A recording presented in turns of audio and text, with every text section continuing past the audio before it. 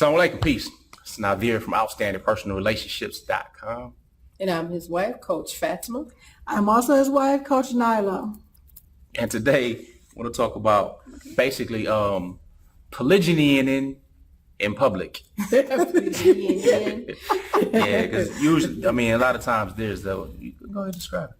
From People our ask, especially experience, about the babies. And all that. people get they get our kids confused all the time. So what I love to do when people say, isn't that your little 18-month-old, your little 19-month-old? And I say, no, that's my co-wife's baby. And isn't he so cute? And they go, oh, she said that's her co-wife's baby. And she said he's cute. I think that's hilarious. I'm setting the stage for this because I always want to support our family, and I always want to come off so positive because that's my bonus baby there. Right. And that's the thing. I think the first incident for me that actually I can think of that sticks out to me wasn't that long ago, but it was my 40th birthday. Yes, I'm on you guys know my 40th birthday. And my mom and my brothers and sisters came and everything like that, and they were able to spend time together with the family. You know, it was all of us. It was my co-wife, my bonus babies, all of that. And I introduced my siblings because my siblings weren't ever introduced because we just weren't ever in the same vicinity or anything like that together like it was that night or that day. And I said, that's my co-wife, you know. And she was like, we doing this? Yes, we doing this. So we're gonna let it be known because it's nothing to hide. You know, some people I think want to see some type of drama, and some people just don't know. Sometimes people think that they have to pick sides or anything or things like that. You don't have to pick sides. You know, we're together, we're a family, and we want people to know that. I agree. Yeah, you're not hiding anything. I mean, it's relatively simple. And it's funny because you see the reactions of different people. So I'm like, yeah, this is my wife, Nyla. This is my wife, Fatimah. So, Fatimah, I've been married 24 years. Nyla and I've been 9 years. So what they think is, we say you have two wives or whatnot. They think, okay, oh, you've been married twice. Yeah, but there's no divorces. Yeah. You know what I'm saying? So I'm like, I'm 2-0, okay? Gratefully. Hey. So, again, it's not something to hide. These, when we say our children, we say our children, you know what I'm saying? I mean, biologically, I have 10.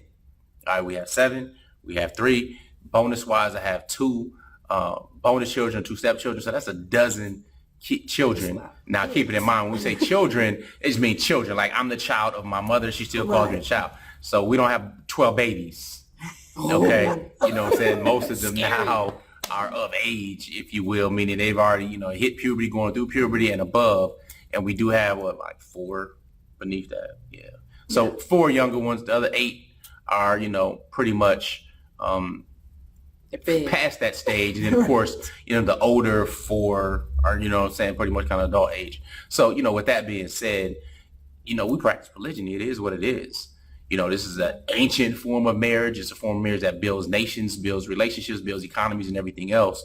And with that being said, I mean, today, if you have any type of shame or something with that, then shame on you. I mean, just being real, because, I mean, when they're out there talking about, oh, this trans this or, binary, whatever things that they use with stuff, or pro-gay this and marriage and all that kind of stuff. I mean, really?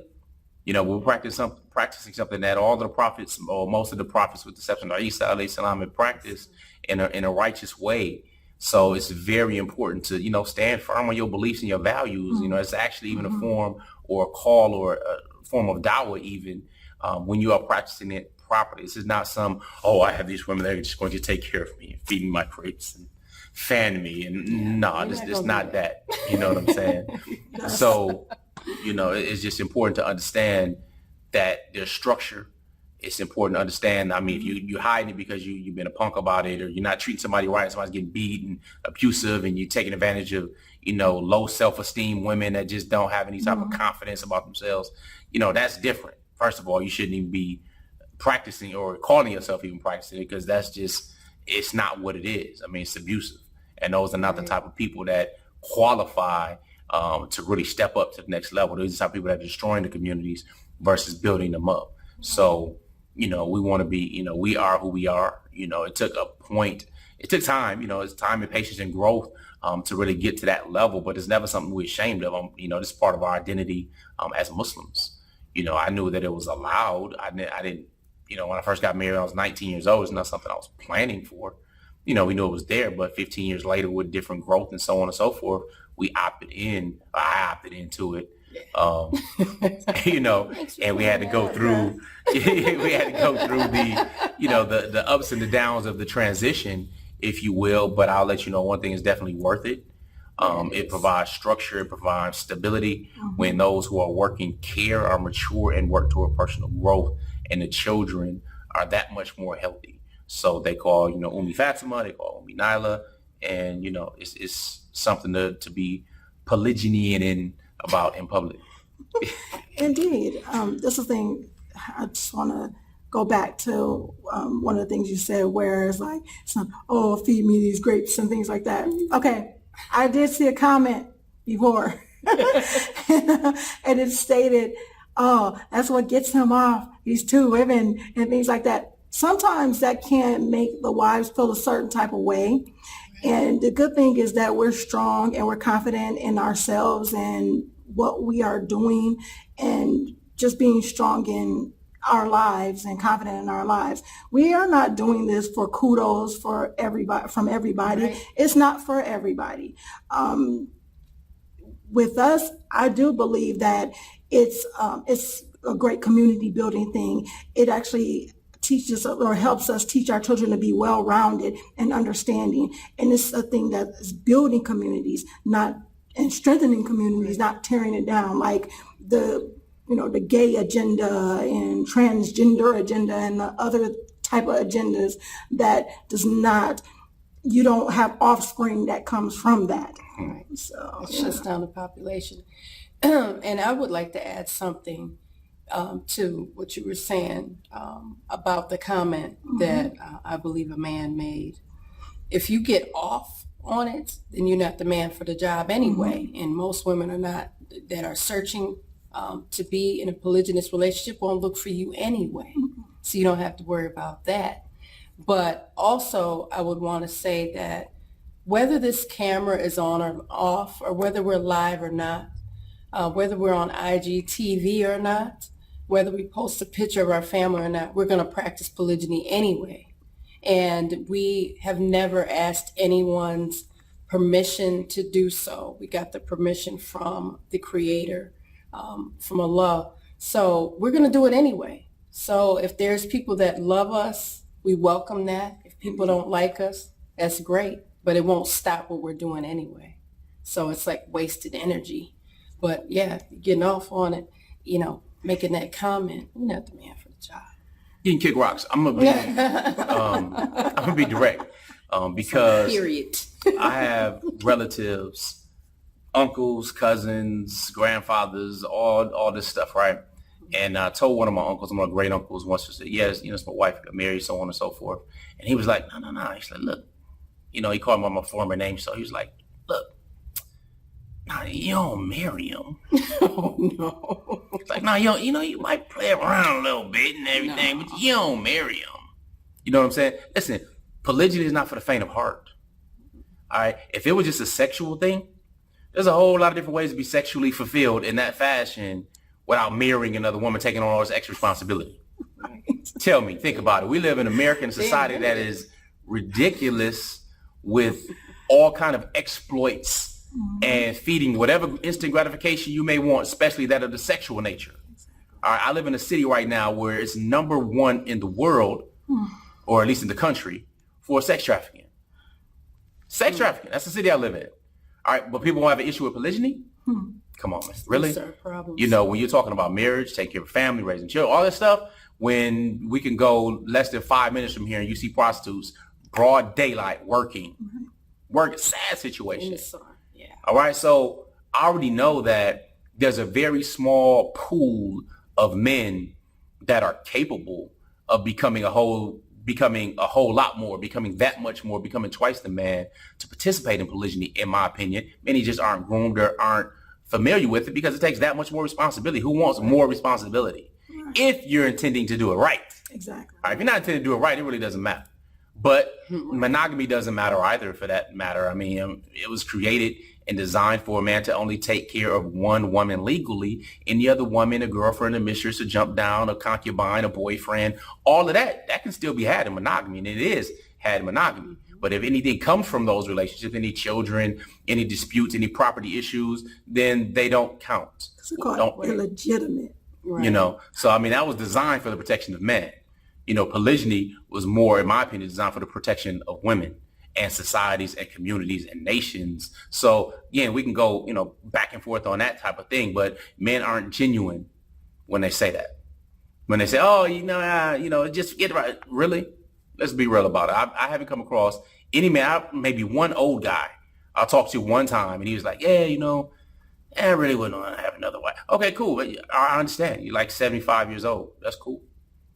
You know what I'm saying? But being real, every man, Muslim man I've ever talked to, ever talked about polygyny or have another wife or whispered it or something, right, so his wife wouldn't hear him, being genuine, wouldn't mind doing so if they had the ability to do so, because I really don't hang around those types that do it as a sport or a serial monogamous. You married and divorced or abused and you go and taking advantage of people. That's not where we come from. It's not the cloth I'm cut from, or possibly it's maybe the cloth I'm cut from, but it's not what we are instilling. That's not the roots that we're digging in with our family and what we're moving forward before we cut our losses and cut that off and we started something brand new. So, that's pretty much I got. So be proud of it, be grateful, and do it in public, have honor with it, keep pushing.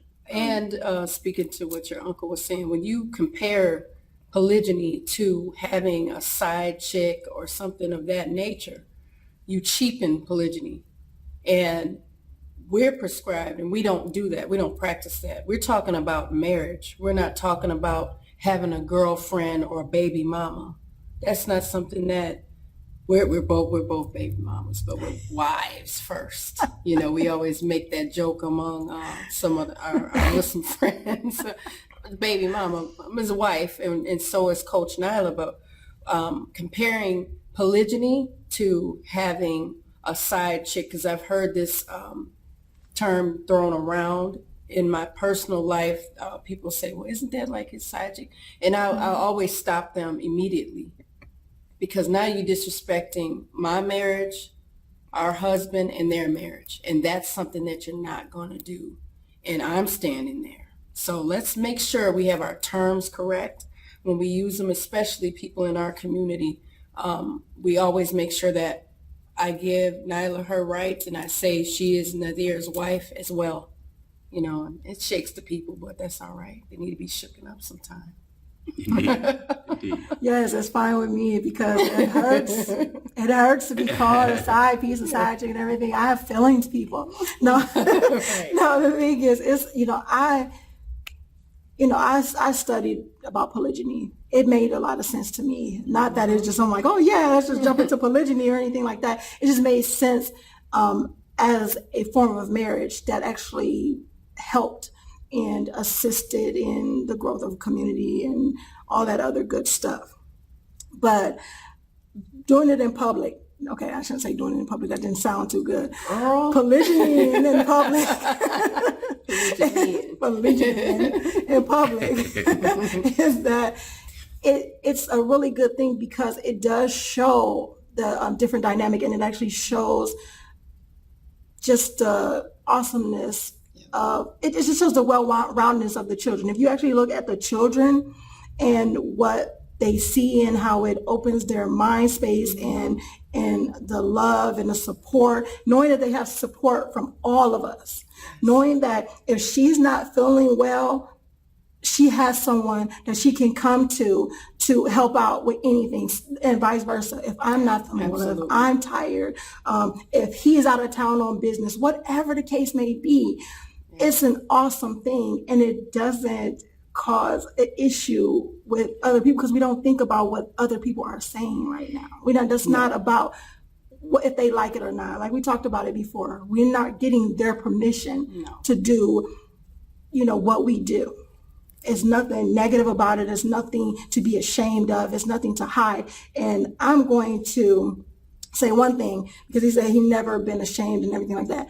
It wasn't the point of me being ashamed. It was actually a difficult thing, though, for me to bring it out by me being an incoming wife. It was difficult for me. It was difficult for me because I didn't know what to say. I didn't know. I wasn't confident within myself and my place at the time. So it actually took a minute. But when I got to the point where I'm like, okay, I know that this is a choice of mine. I understand it. I'm fine with it. I'm not being harmed any type of way, shape, or form. And if you don't like it, too bad, so sad. It's not your life anyway. Then it was better for me. I was able to say, yeah, I practice polygyny. Yes, that's my co-wife right there. Oh, they'll see her out and like, I thought I saw you. Oh no, you saw my co-wife. I can say that, and that was fine. Yeah, are you divorced? Yeah, that's my favorite one. Yeah, are you divorced? Yeah, I saw him with someone else. It must be his new wife. When did you guys get divorced? First of all, I never said we got divorced, nor are we divorced. But that's assumption, and we talk about that in our membership areas. Yes, we talk about all that stuff in our membership area. We really get into it. We get into the nitty gritty about marriage, polygyny, relationships you have with yourself, relationships if you're in polygyny, relationships with co-wives, and how to go from conflict to cooperation when it comes to co-wives, because it's not always peaches and cream when it starts off. It's not always, where you're best friends or besties when it starts off. But when you do put it out there in public, it does shut the naysayers up. It does stop people from trying to destroy something and try to poke holes. They leave you alone. They'll leave you alone because they know that you're firm in what you believe in. They can't do anything with you. When you shut them down, they can't do anything with you. So now people know, oh, don't talk to Fatimah about Nyla because she'll get you, I'll get you. I'll get you all the way together. Right. All right, so definitely appreciate your prayer for you. Got some jewels and some things to benefit. Again, with the membership she was talking about in our membership circle, it's outstandingpersonalrelationships.com/RM for relationship mastery, where we have our worksheets. We have a lot of different things that we go live with our members only relationship mastery circle every single month. And we love to do so. So again, we appreciate you. Make sure you click, like, share, subscribe. Send us your questions and stuff as well, because we love answering different questions and different things together, solo, whatever. We appreciate all of you. Remember, wish changes nothing, but a decision changes everything. Assalamu alaikum. Peace. Peace. See y'all later.